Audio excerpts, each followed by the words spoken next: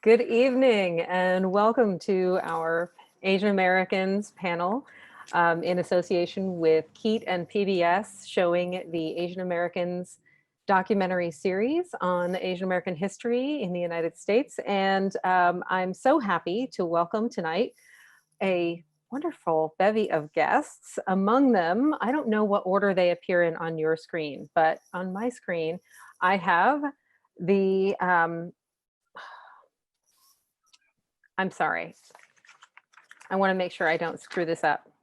Staff reporter from the Times Standard, Shomik Mukherjee, who is covering everything from courts to crime to honestly everything. Business, you cover pretty much everything, yes? Nowadays, I suppose, yeah. Nowadays you do. And we also have Roger Wang, who is Associate Dean of Students at HSU, and he is coming to us live from what appears to be an enviable Star Wars collection. Very nice. And also Vang, who is the Associate Clinical Social Worker at With Open Arms and a Hmong community member, volunteer, and organizer. Welcome, Pata. Thank you.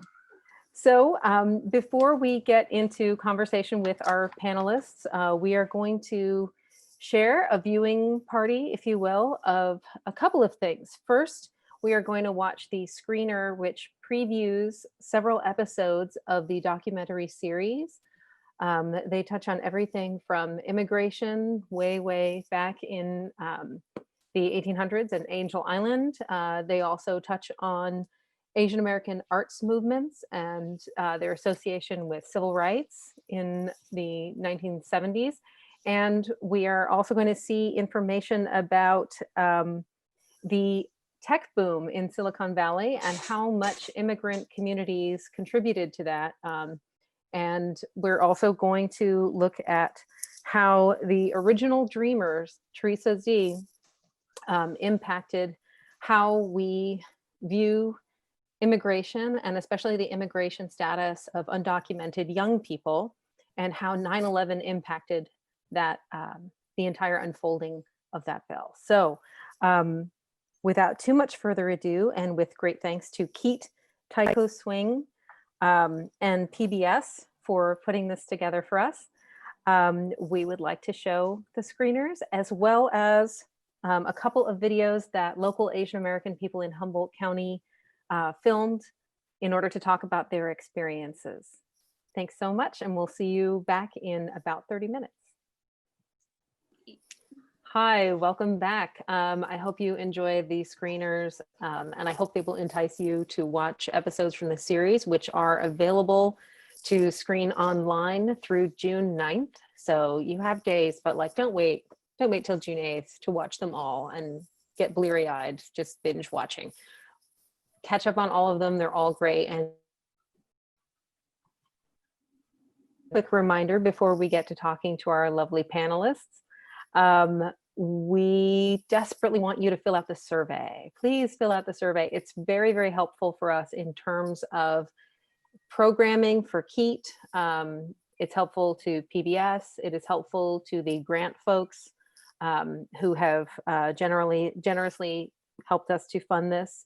And it's also extremely helpful for coming up with what kinds of programming and things that projects and events people might be interested in here in Humboldt County and elsewhere. So please be generous and give of your time in filling out the survey.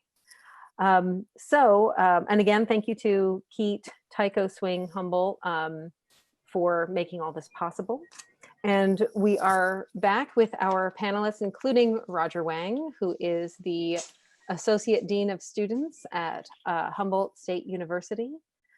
Pata Vang, who is the social worker at With Open Arms, which I did not mention earlier is a prenatal care and birth-related services, right? Yes. Is that correct? And I'm very much looking forward to hearing more about that as we go, as well as Shomik Mukherjee, who is a Times Standard reporter and who is the most remote of us all right now, because where are you again? I am in my hometown of Diamond Bar. I've been here for a couple of weeks with my parents and my sister. It's been a nice time to get back with the family. Very nice. And tell me again where Diamond Bar is located. We're on the eastern border of Los Angeles County, Mhm. but we don't do anything to deserve the association with Los Angeles. It's kind of a quiet suburb. Okay. When you say don't do anything to deserve the association, I mean, that could go a lot of ways. I really just mean that we're not cool. Fair enough. Fair enough. So I'm hoping that you all can tell us a little bit more about yourselves. Roger, can we start with you? Can we hear a little bit more about your family's background and what you do at HSU? Sure. So my family, my immediate family, so my mom and dad moved here in the 1980s as part of the family reunification process. We come from Taiwanese and Japanese heritage. And so they moved originally to Los Angeles and then to the Bay Area, and they had their own Chinese restaurants. And they did that for many, many years and were pretty successful. Unfortunately, my father passed away when I was pretty young. And so that was kind of our main income. And so grew up a little bit in a little bit lower income after that. And eventually I came up here into Humboldt State University to be a student because I wanted to get away from the city, and I wanted to stay in state, and I didn't like the heat. So that was pretty much as far north as I could come. And right now I am the Associate Dean of Students at Humboldt State University. I've been here working professionally, I think for about 8 years now. I've been in and out of different positions, and I do consider Humboldt my home at this point. All right, thank you so much. And Pata Vang, please tell us a little bit about your family background and what you do with Open Arms. Yeah, thank you. So I am Wang, and my parents are Hmong, and I am a social worker over at with Open Arms, and we provide reproductive care for women and men and families, and I provide psychotherapy for individuals, couples, and families, particularly the moms that I see. Um, and then also supportive like case management. And one of the reasons why I wanted to be in this field in particular, because I really wanted to have an outlet for Hmong women, or really just women in general, but wanted to provide a space, a safe space for women to kind of talk about um, some of their own problems that they kind of like deal with, within their families, within their communities. And I feel like especially the Hmong women and our elder women, like they don't really speak about their feelings and their emotions and things like that. We're really taught to just kind of hold all that in, and almost in a way not to even think about it. Like you just have to work and stay home and provide. And so I really like, to provide this outlet for women and Asian women, because sometimes when you go to a place, for me, when I go to a place and there's like maybe another Asian person, I'm like, oh, there's another Asian person like works here, or oh, there's another Asian person here. And then that makes me feel almost safe in a way. And so I enjoy being in this field. And I also still do a lot of work in the Hmong community in terms of organizing and education. Mhm. All right, very cool. Thank you so much. And also, I'm sorry, we need to take a small detour on your top. Oh yes, so this Yes.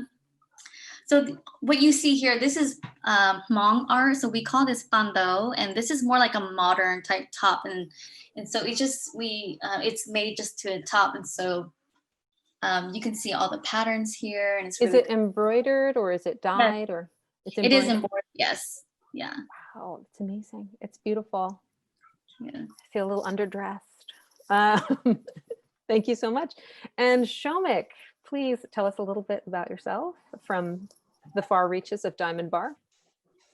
Well, I do live permanently in Arcata. I work at the Times Standard. I've been there closing in on 2 years now. Before that, I was at UC Santa Barbara.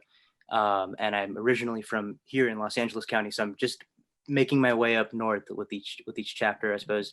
My parents are from India. They immigrated here from Calcutta before I was born, so I was born here. I grew up here in Diamond Bar, which incidentally is majority Asian. We have, I think our population of Asians is 52%. So I had a very distinct childhood in that regard. I would say it was a little unconventional, the way our public education and the way my high school years were. And so I think since then I've kind of been exposed to different parts of America for the first time these last 6 years or so, after living in kind of a bubble made up mostly of people who had immigrated here from Asia. But I came up to Humboldt to report stories, and it's definitely extremely different demographics up here in Humboldt. But it's been interesting to see the two sides of it. Wait a second, it's 52% Asian in Diamond Bar. How are you saying it's not cool? Come now. I mainly was referring to the way I've spent the last 2 weeks in quarantine with family. Oh, right. Yeah, cool. Yeah. Lockdown isn't cute. I know. Yeah, it's been really interesting. The last panel we had, everybody's family histories and everyone's sort of participation in the local community was really different.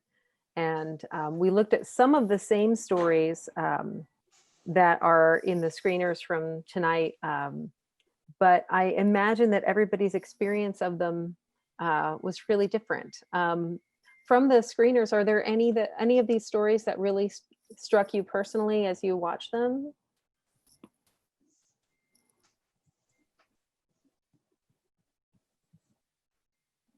I think the bit about Jennifer, you were alluding to it earlier, but the reporter at the San Jose Mercury News who felt comfortable covering the rapid growth of Silicon Valley because she could relate to the East Asian communities that were kind of on the that were kind of guiding that evolution. That I thought was very interesting and speaks to a lot of what it's like to be the child of immigrants, trying to be a professional journalist in America. I think the idea of being more comfortable covering community is certainly one side of it. I think what's supplemented that is this real discomfort with actually covering different communities as being from that background. I think there's a strange expectation of objectivity that comes with telling stories of a different community when you can't when you're inextricably linked to the subject you're covering. And I think that's while I haven't actually experienced that too much myself, I thought that was really interesting to see. Yeah, I find it interesting when I see how newsrooms operate in terms of race. I think a lot of editors, and I say this as an editor for the North Coast Journal, I did not mention that earlier, that's my job. I think that the assumption that whiteness is a default and blank slate condition that brings no bias is a wild assumption, but it's an assumption that a lot of editors make in looking at newsrooms and looking at assignments. And when we saw in 2016 how particularly Black reporters, spoke out after, when everyone was sort of like doing the autopsy of the coverage of the election and the lead up, Black reporters spoke out about how, well, our voices were not heard. We were not brought into the mix. And there was a lot of assumption on the part of editors, according to those writers, that they would be biased if they reported on things like race. as if, as if everyone isn't coming to everything with their own bias. Do you feel like you have advantage in looking at stories here in Humboldt because of your background and because of your experiences? I think actually it can sometimes be a disadvantage because of my background. I think that there's a real chip on the shoulder to tell stories of a community you're unfamiliar with in this sort of disconnected, dispassionate way. And I think when you're confronted with a place like Humboldt, where there isn't too much of an Asian presence, I think you spend all of your time trying to stay completely out of that of injecting your own experience into your reporting, the way you phrased it. And I think that the reporting over ultimately actually suffers that way, when you can't, when you're covering a place like Humboldt, and you have totally alienated yourself in your brain upon coverage to fit that norm that you're referring to. I think the humanity and the color in a story sometimes gets muted a little bit. I can see that. I appreciated very much your, as I sent you a message about before, I really appreciated that the Time Standard was able to have a non-white reporter report on an issue of racism in our community when that sign went viral. Remember the sign? Did everybody see the sign with the anti-lockdown protest where someone was holding a horrendously racist sign, and it went viral? And now we look, it seems, at that time, just like the blackouts, we were like, wow, this will never die down. And then something even more horrible took over. But yeah, I appreciated that there was a person of color asking questions. And it's something we don't have a lot of in Humboldt.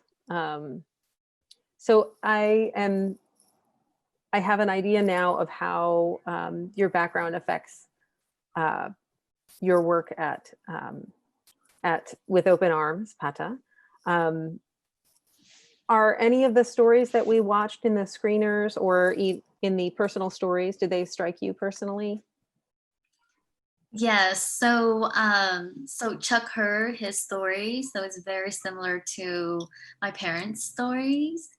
And growing up, my parents never really shared like the entire story. Like not like they don't go into detail. It was like, oh yeah, we had to like swim across the river, like in the dark, and like, oh yeah, your uncle drowned, and many people like drowned. Like it was like super like quick, and they didn't want to get into it like emotionally. And then they always tie it back to like, so because of our our history, our experiences, now that we're here in the States, you have to work hard, go to school, study, and work hard, and take care of yourself and take care of your family.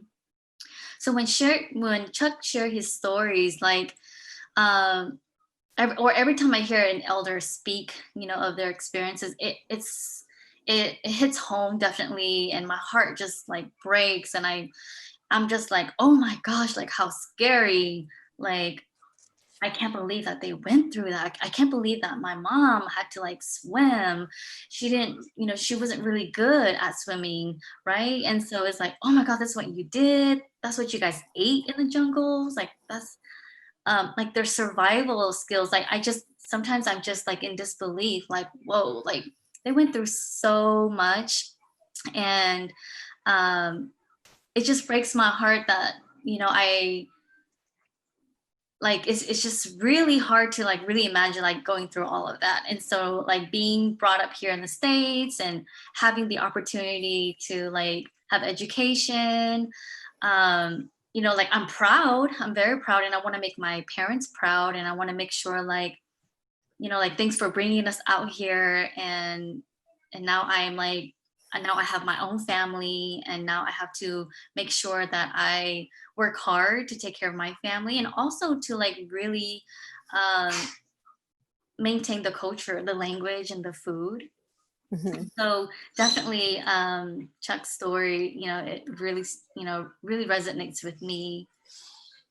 Yeah, I was really struck by how open he was.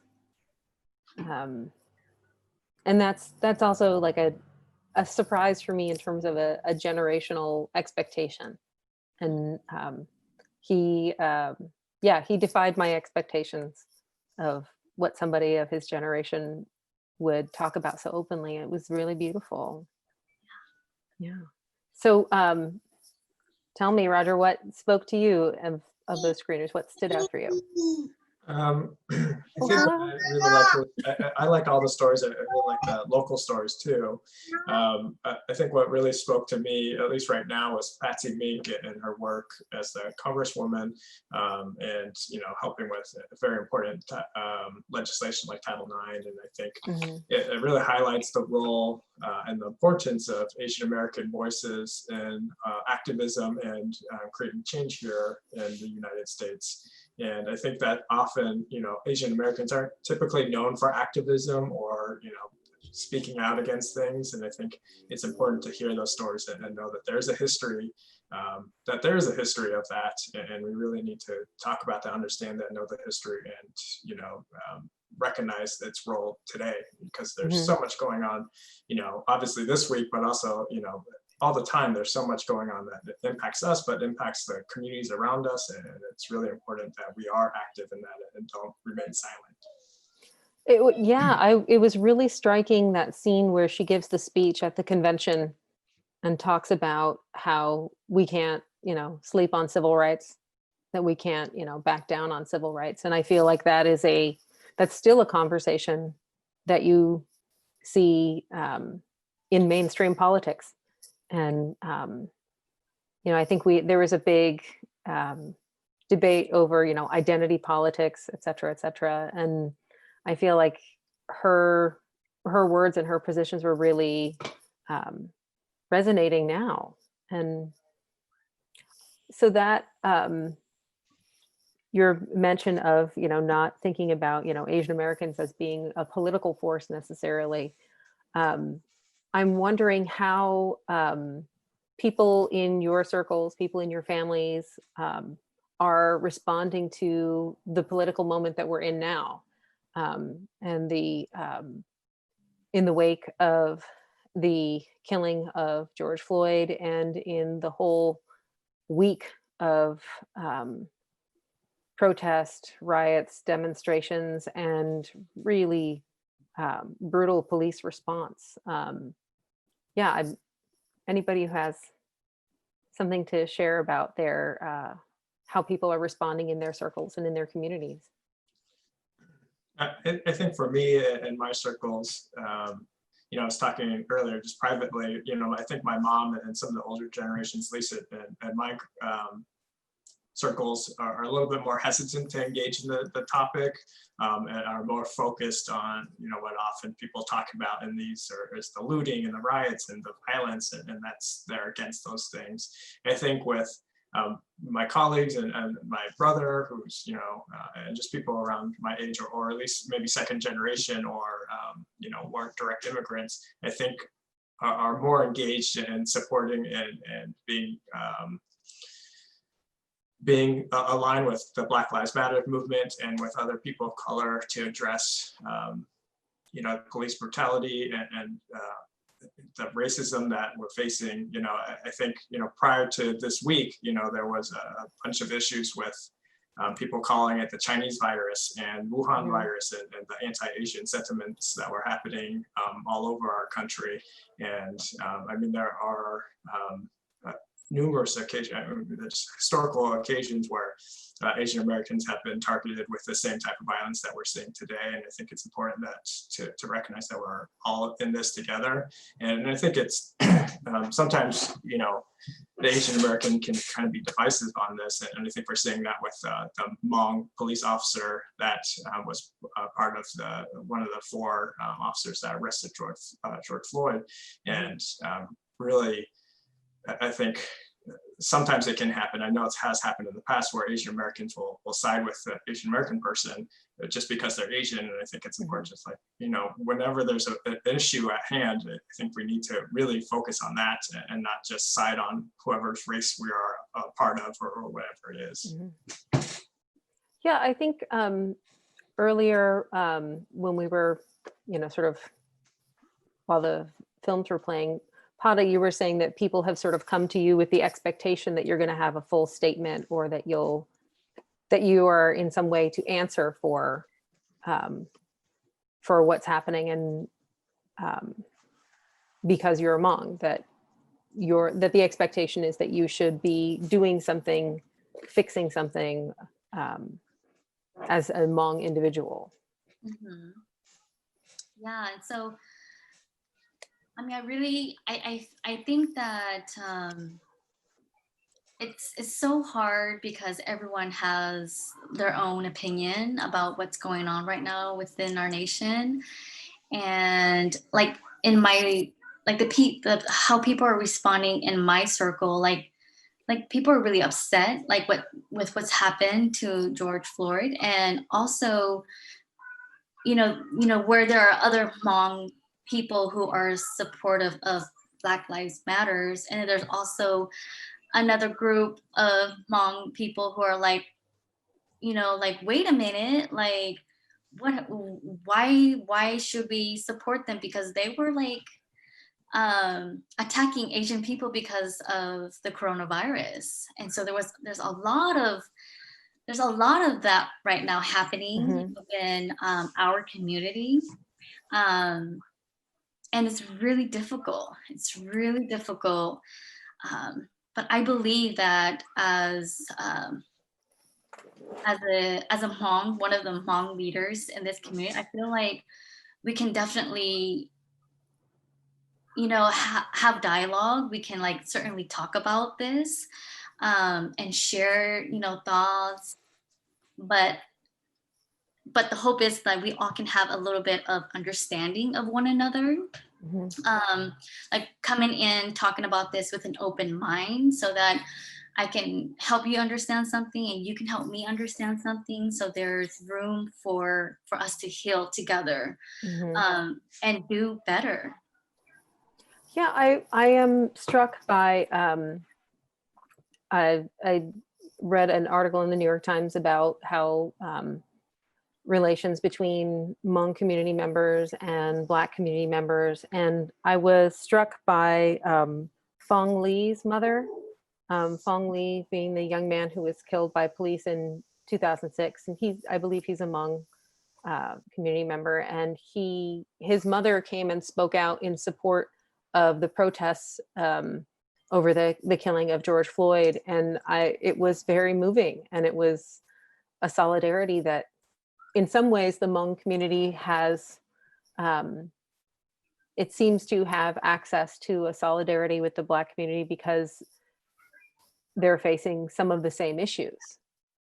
The same issues of being lower income, not having access to healthcare, and not the same issues, but some things that are certainly relatable, certainly bridges between two communities that have been pitted against one another.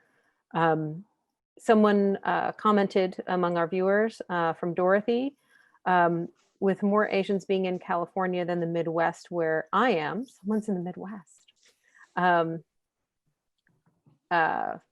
Put out some hot dish for us, Dorothy. Have you had more racial issues against Asians in California?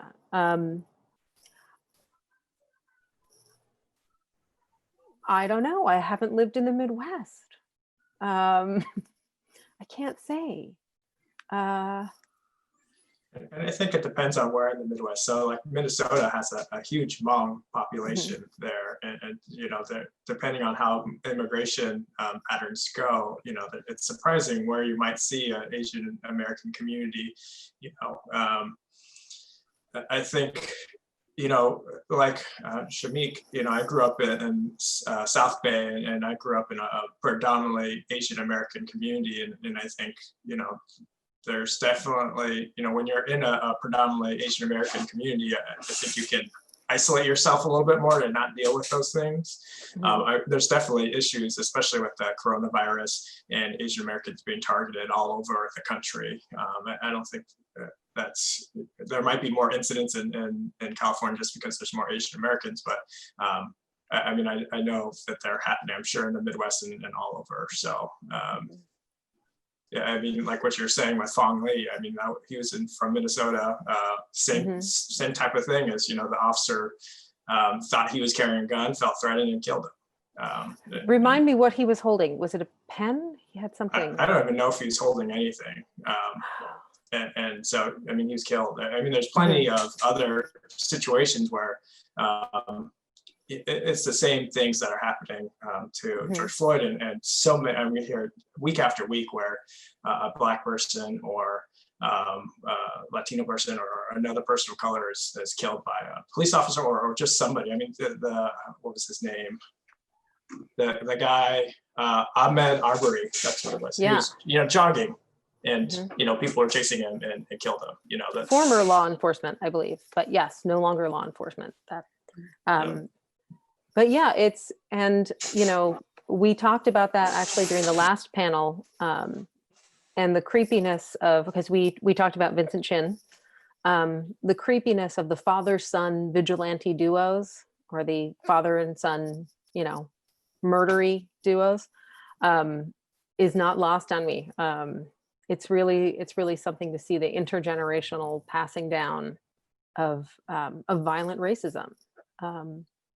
And, you know, looking at the history of pitting Asian communities and Black communities against one another, Black and Latino communities, and using the model minority myth of saying, you know, look at these people, they're immigrants, they showed up and they're doing so well, which we're not all doing well. Many of us are struggling. And, you know, being a completely different history, different context, different experiences, then to be compared and to be used as a bludgeon against the Black community. I think it's fair to say that some people respond to that by recoiling from it, and some people respond to it by leaning into it as a way to find some proximity to power, to find some safety in saying, look, I'm not like them. Look, I'm doing so well. Aren't you proud of me? And maybe eventually, if we do well enough, if we are the best immigrants ever, then maybe they will treat us like Americans. And I think that coronavirus has, you know, shown that it doesn't matter, right? You could be doing really well. You could be a doctor. And I know there were stories of doctors who are, you know, targeted just because they're Asian Americans, even though they're, you know, out there in the hospital saving lives. I don't think it matters. And so I think it's important to recognize that no matter how well you think you're doing, all those kinds of things, there is often a conception, and I'm not saying this across the board, but there is a conception that some people have that Asian Americans, no matter how long you've been here, that you've grown up here all your life, you're still considered not from here. Yeah. There's a comment from Terry saying that sometimes an ethnic minority is viewed as being more of a threat when there are more.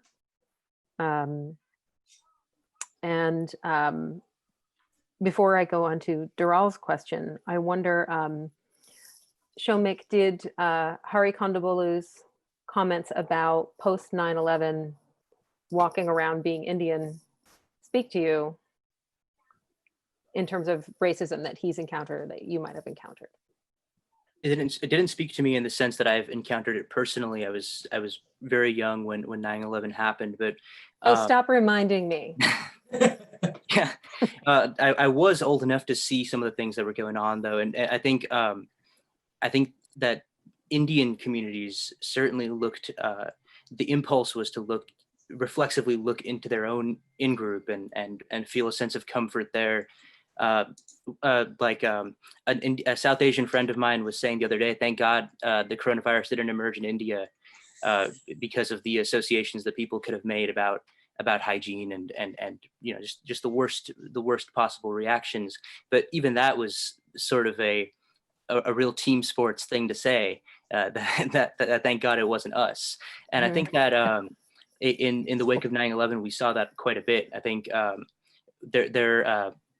we saw the element of Sikh people being targeted, and if you drove around, even in Southern California communities, you would see Sikh stores had American flags draped over the windows post 9/11. Just anything to sort of reassert their distinction from from the vilified group at that time.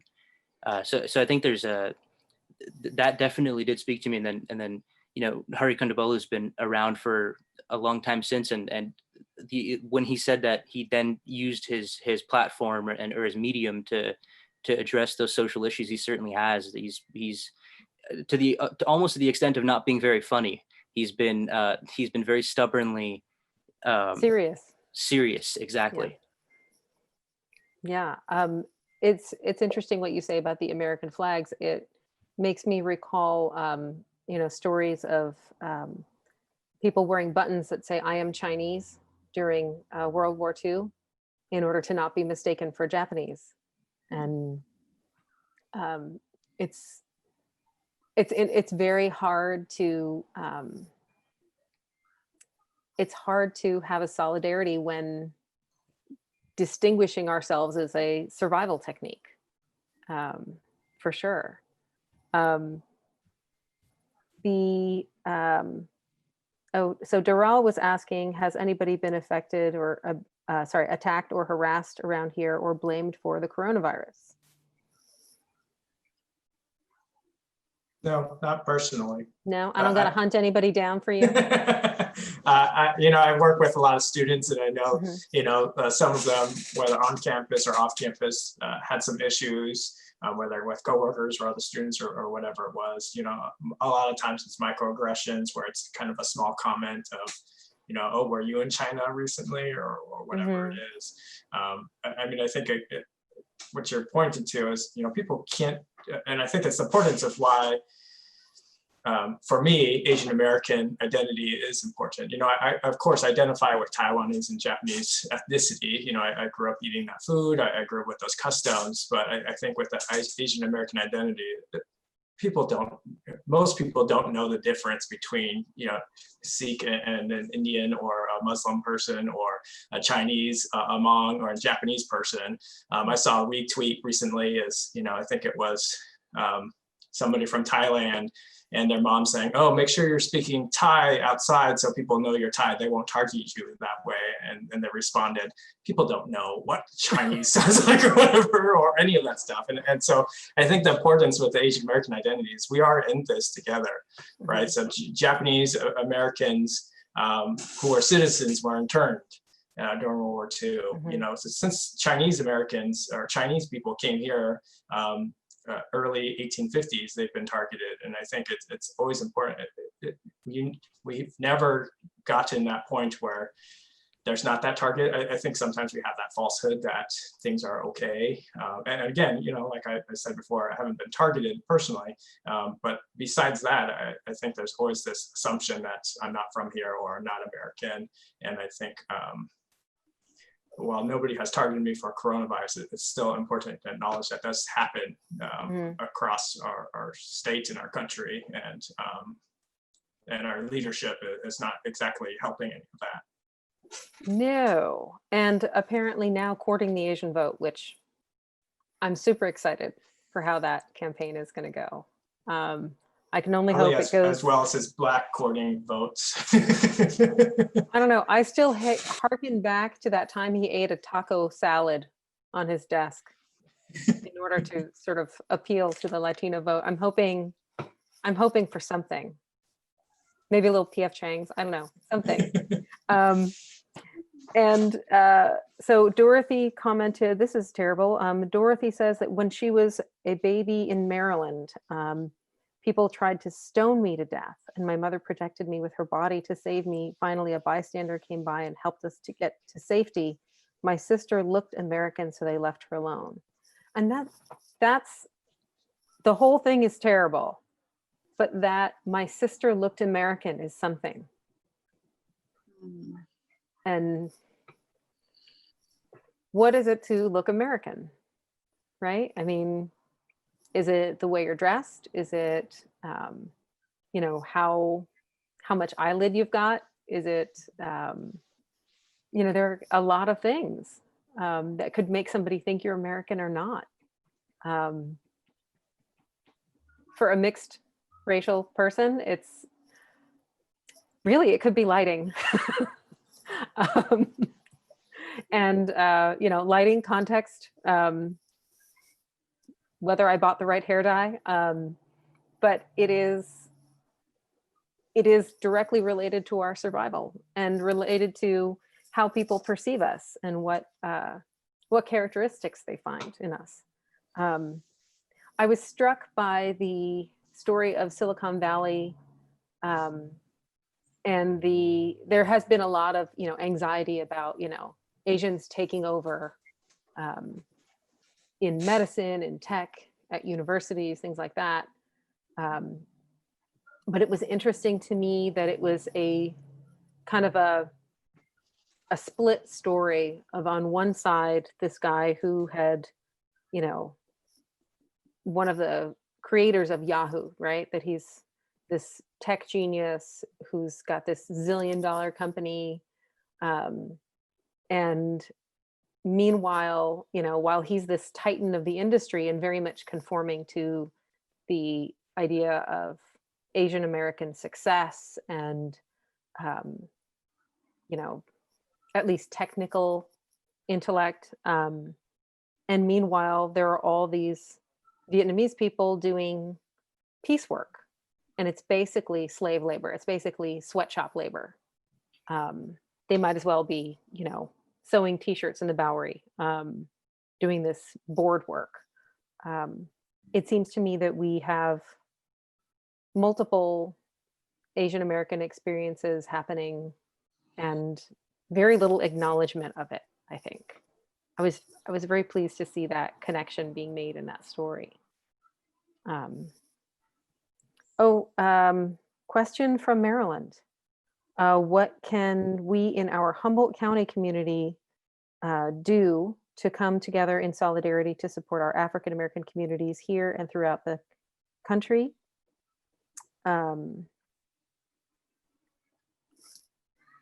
Any thoughts on that? Anybody want to jump in? Did you say the question was from Maryland?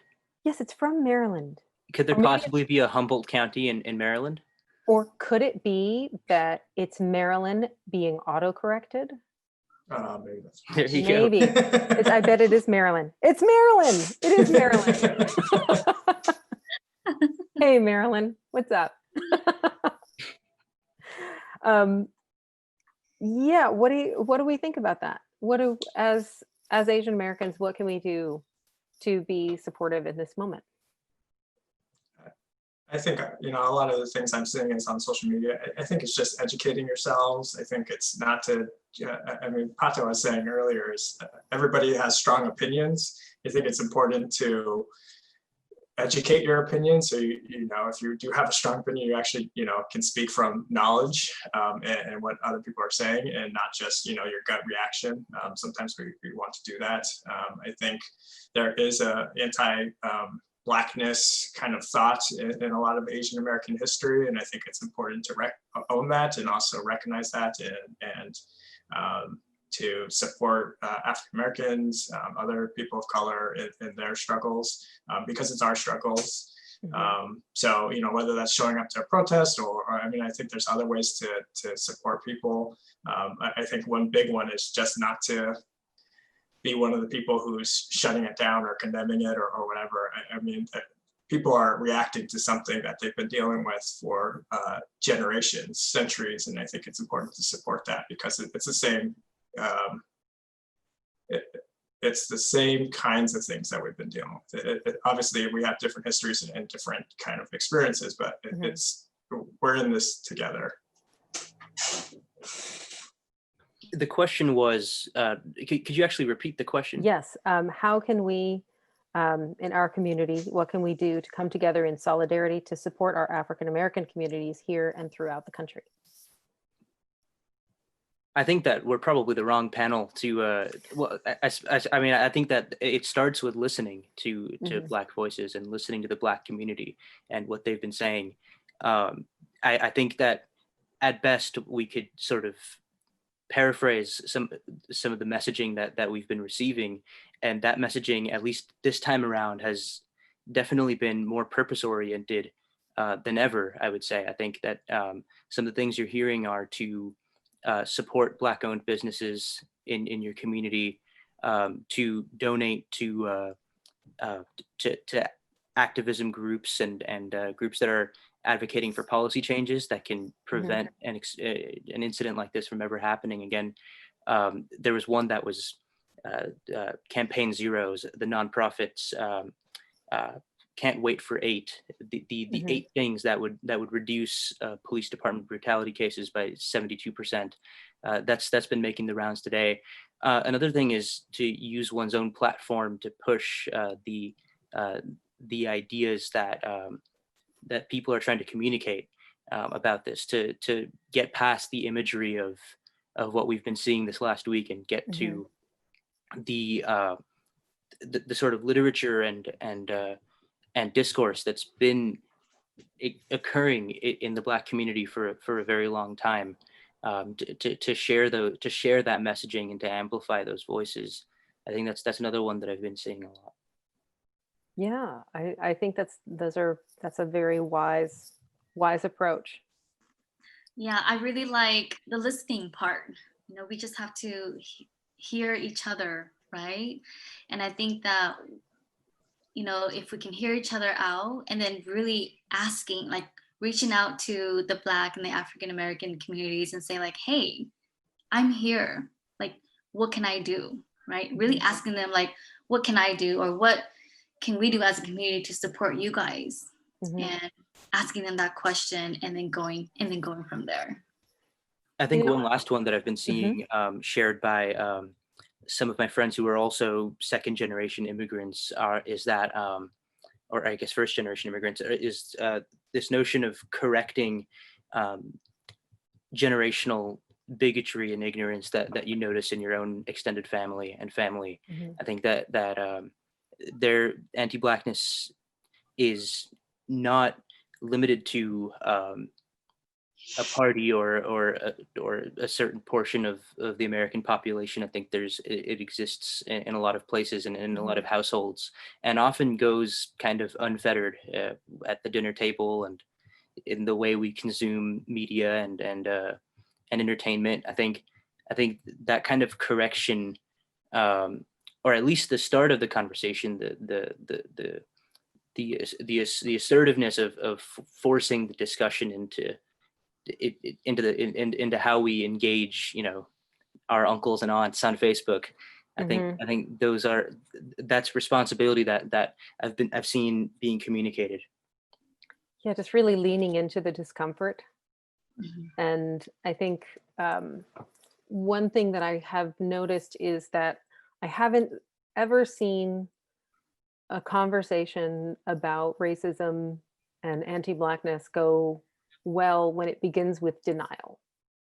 And I feel like if we own our histories, if we own what we see in our community that needs work, that's the place to start. And I agree, we need to be asking, what can we do? How can we be helpful? And reach back to, you know, what is honestly a really rich and underrated history of Asian American activism. And I think we can draw on those traditions and know that this is something that we can do, something.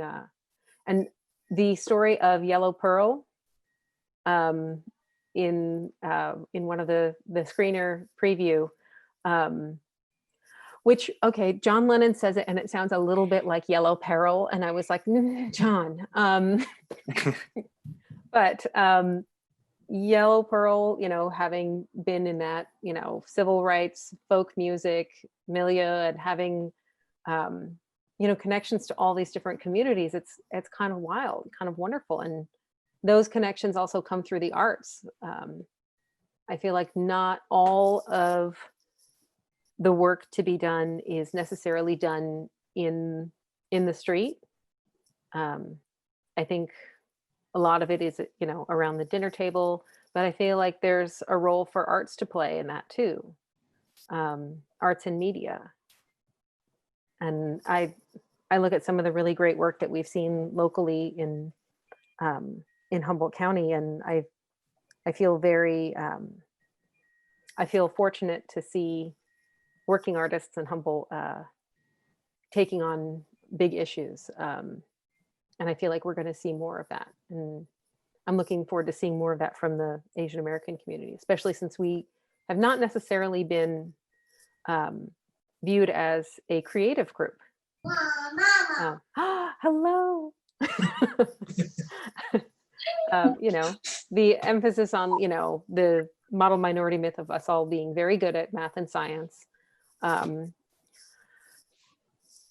while not necessarily excelling in expression or in art and creativity, is like a weird myth to come out of cultures so very, very rich in the arts. Do I remember, Shomik, you telling me that Calcutta is sort of like the intellectual Paris of India in that way? If I use that wording, I don't think I put it that way. No, you didn't. I was just trying to think of, the literary circle that Virginia Woolf was in, and I couldn't get to it. So I went to Paris. Well, I think Sorry. people when in a moment where they're embracing their pride for Calcutta might use that kind of language. But I think there is an embrace of liberal arts and literature and art and music coming out of Calcutta. It's been characterized that way in the past. There's a real tradition of that, and even currently there's this sort of hipsterism that's emerging there. The last time I went, there was, every street has a coffee shop, and there's people performing, that kind of thing. So I think my experience growing up was aided by that element of it, but my parents always encouraged my sister and I to get into liberal arts and read and write and think about things in society in that way.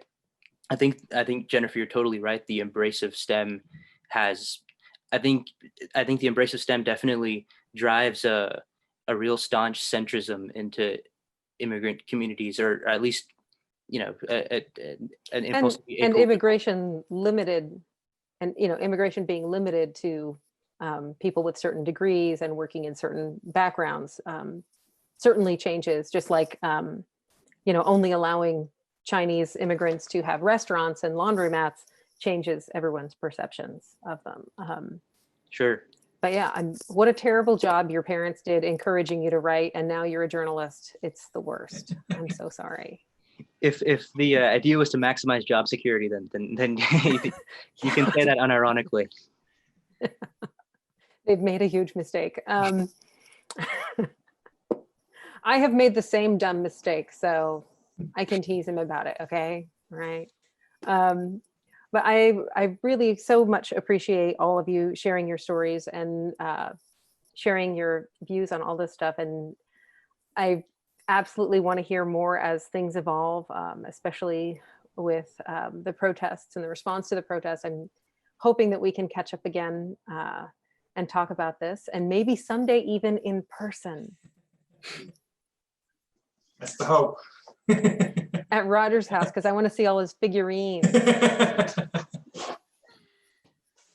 I'm talking like I don't have a Rose Tico minifigure or a Princess Leia Matchbox van sitting on my desk right over there. They made vans. I don't know. But thank you guys so much for joining us. And I do want to once again urge everyone to fill out the survey. It's not hard. There's no math. It's not, we're not going to steal your personal information. I swear. It's PBS. What are they going to do with it? Put it on a tote bag? So please make sure that you fill out the survey. And again, thank you to KEET, to PBS, and to Tycho Swing Humboldt. And I hope that you'll all go and watch every one of those episodes while they are still available through June 9th. Thank you so much for joining us. And I look forward to hearing what all of you are doing. Thank you so much.